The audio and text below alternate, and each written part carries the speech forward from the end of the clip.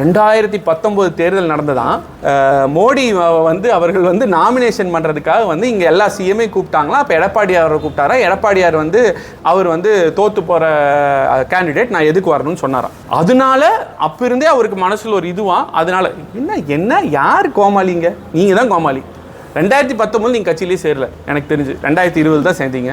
அப்படியே 2019 உங்களுக்கு அந்த உள்ள உணர்வு இருக்குன்னா, மானமுள்ள விவசாயி மகன்னா சோத்துல உப்பு போட்டு திங்கிற ஒரு ஆளா இருந்தா 2022 வெக்கம் மானம் சூடு சொரணை எதுவுமே இல்லாம 2021 தேர்தலில் எடப்பாடியார் பின்னாடி கையை கும்பிட்டு பள்ளி இழிச்சிட்டு நின்ன மானமுள்ள அண்ணாமலை எங்க போனார்? சும்மா இன்னைக்கு என்னமோ வந்து பெரிய அப்படியே யோகிய சிகாமணி மாதிரி பேசுறீங்க.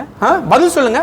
இல்ல அதுக்கப்புறமா ஒரு மேடையில எடப்பாடியார் உட்கார்ந்து இருக்கும்போது வந்து, ஐயோ நான் இருக்கிற இடத்துல இப்படிப்பட்ட ஒரு மாபெரும் முதல்வர், இவ்வளோ ஒரு நல்ல அண்ணன் எடப்பாடியார் அண்ணன் முதல்வர் இப்படி ஆட்சி பண்றாரு, இப்படிப்பட்ட முதல்வரை பார்த்ததே இல்லைன்னு ஒரே மேடையில் உட்கார்ந்து நீங்க ஏன் சொல்றீங்க? சொன்னீங்களா இல்லையா அண்ணாமலை?